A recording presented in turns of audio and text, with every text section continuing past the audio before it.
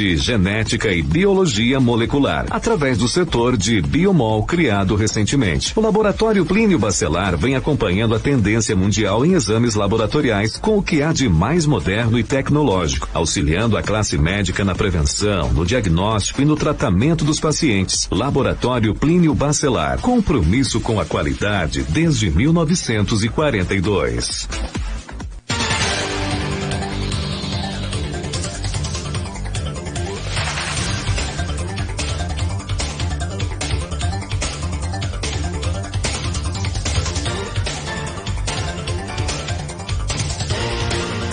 Estamos de volta com o Folha no Ar, primeira edição, e hoje conversando com o presidente da IC, Wellington Cordeiro. Wellington, a pergunta do Arnaldo, uma pergunta muito interessante em relação a essa mudança, como é que o jornalista se adaptou, ou o jornalismo se adaptou, e como o jornalista se adaptou ao novo jornalismo. Interessante e complexa, na verdade, porque essas mudanças tecnológicas trouxeram uma nova era para a profissão e para a prática do jornalismo, e aí se caiu nessa questão assim, de que se uma tecnologia quando chega se extingue o que era do passado. Então isso aconteceu muito destacadamente nos jornais impressos, infelizmente a gente teve aí uma sequência de grandes jornais, não estou falando nem dos jornais de bairros, pequenos periódicos, não. Eu estou falando de grandes empresas de jornalísticas, de jornalismo impresso, que fecharam suas portas.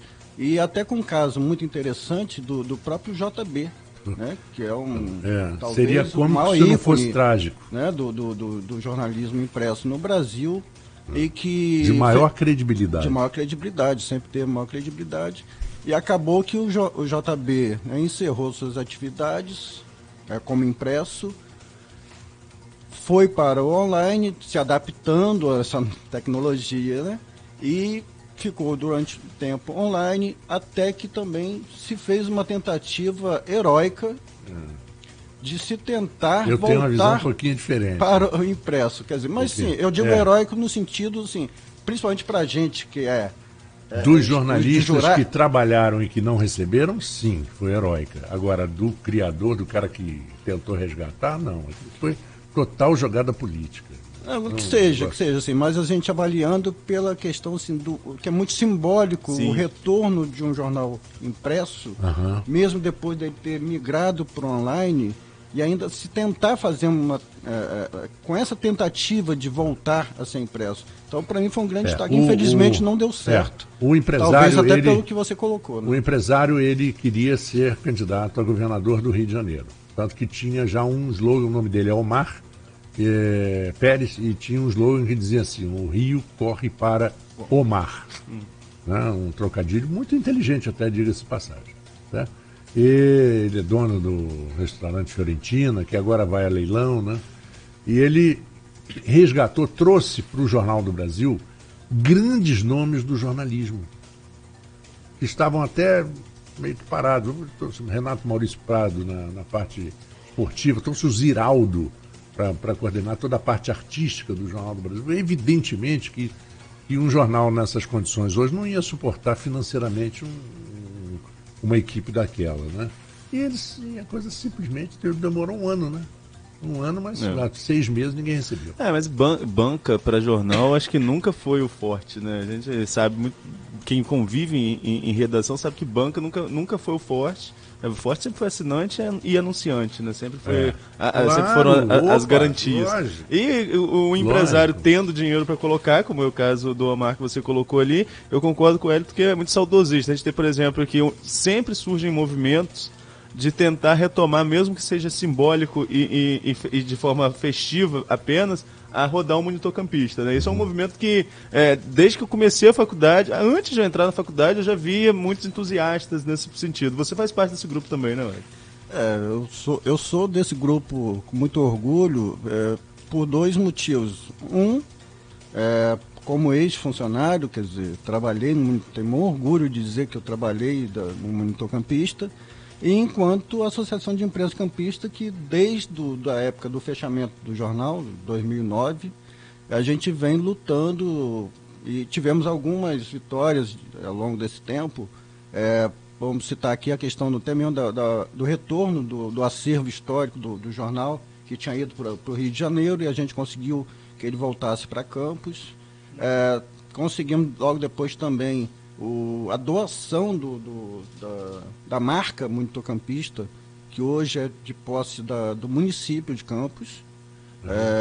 Então, dentro disso, assim, essa expectativa que a gente alimenta, mesmo sem saber se um dia vai se concretizar, mas a gente tem essa expectativa de um dia talvez conseguir o retorno do Monitocampista, não como jornal diário, mas como jornal laboratório, porque existem várias ideias. Isso eu acho que ele muito interessante. Voltasse como jornal laboratório, por exemplo, para o curso de jornalismo. Então, diante disso, a gente conseguiu a doação da marca, e que já é um pontapé inicial muito, muito grande.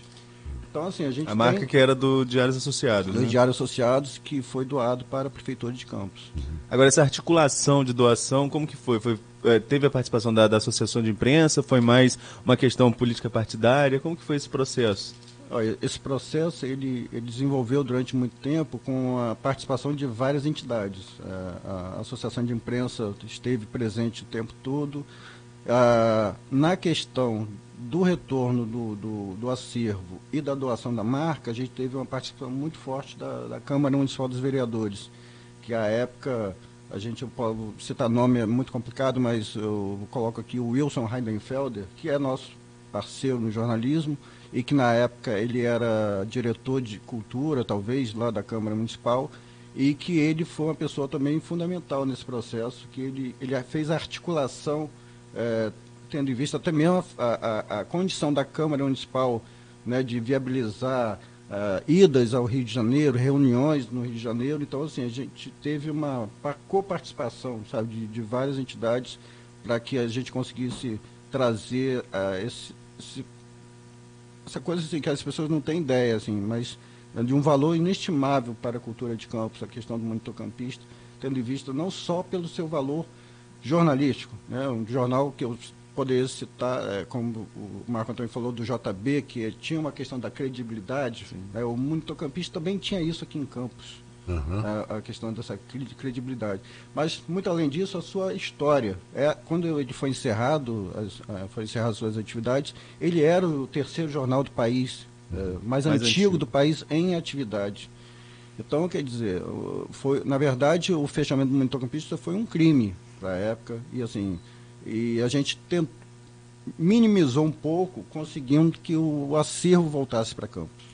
É bom a gente falar, quando a gente fala do Monitocampista, o peso histórico que o Monitor tem, inclusive sobre um assunto que a gente conversou aqui há pouco tempo, sobre a questão escravagista em Campos, né? Os registros que você tem no Monitocampista de anúncio de escravos, inclusive pós abolição da escravatura, existem alguns registros, eu não vi, mas algumas pessoas relataram isso, e isso é inestimável para a história do município. O município não esquecer essa página triste da nossa história.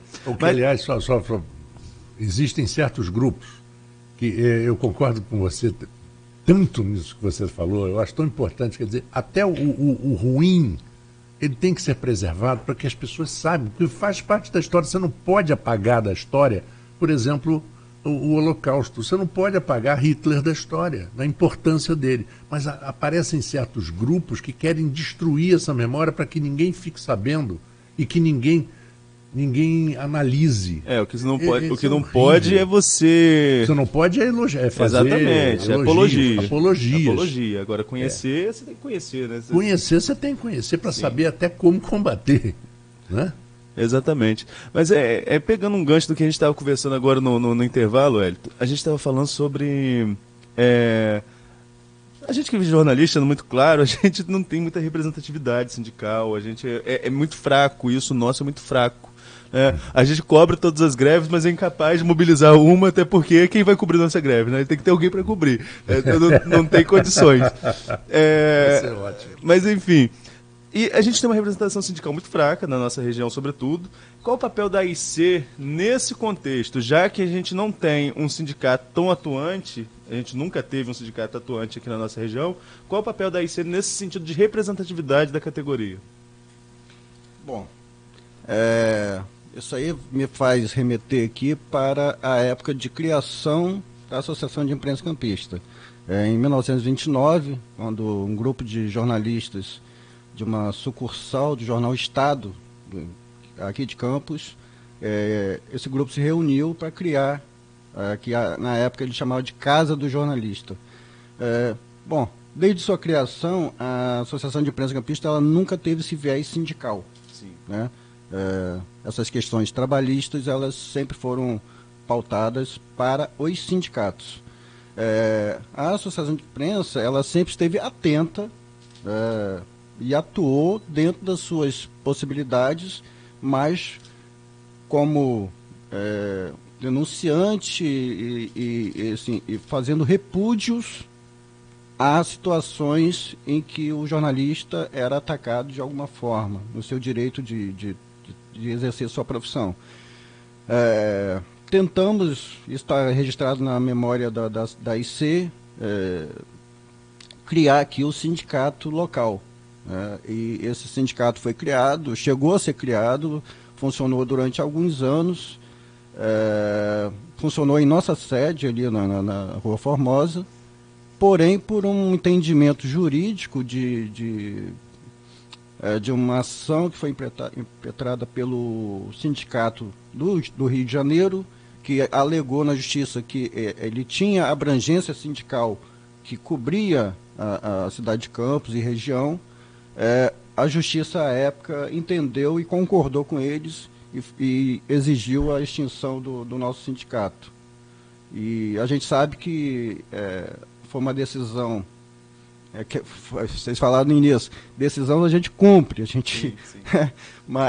mas a gente sabe que para o jornalista foi uma perda muito grande, porque, eu digo mais até para a época, hoje até mesmo a questão sindical também está num momento também de declínio, ainda mais por um enfraquecimento absurdo que aconteceu recentemente dos sindicatos, mas não deixa de ter a sua importância. E para a época, ainda que o sindicato tinha uma pujança maior, foi uma perda muito grande, justamente porque, assim, geograficamente, não só a questão da atuação, a gente já não tinha uma atuação muito grande, mas geograficamente também era complicado, porque a gente estava muito longe da capital.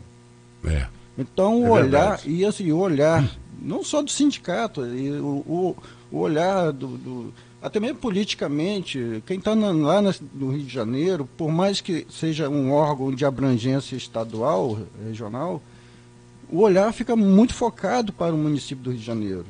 Então, os jornalistas do interior eles sempre ficaram à mercê, sabe, da atuação do sindicato. E aí, depois que o sindicato também foi extinto, o sindicato local, a gente vem tentando, na verdade, um diálogo com o sindicato do Rio de Janeiro. A gente tem delegados no sindicato do Rio, delegados locais? Então, quando houve a extinção do sindicato, pelo menos a gente fez essa exigência, que tivesse um delegado local, e a gente teve durante algum tempo. Acho que também logo depois também foi extinto e atualmente não temos. O que a gente fez recentemente, teve um caso, eu não vou citar qual foi o caso, mas tivemos uma disputa em que os profissionais tiveram um prejuízo no seu trabalho, numa empresa em Campos.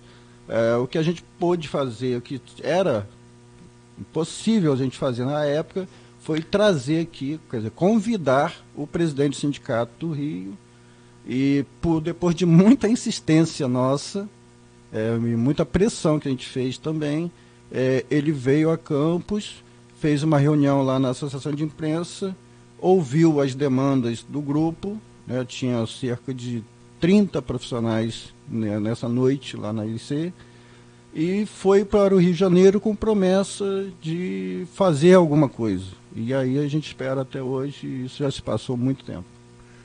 É, você começa a falar do sindicato, coisas que já passaram, é muito comum você analisar muito pelas situações que você passou, né? Quando você passa por uma situação, por exemplo, tem um sindicato de classe parecida com a do jornalismo, que é do radialista, no Rio de Janeiro, que o problema é o mesmo, né? Eu, por acaso, tenho os 2 registros, então eu passo pelos 2 problemas.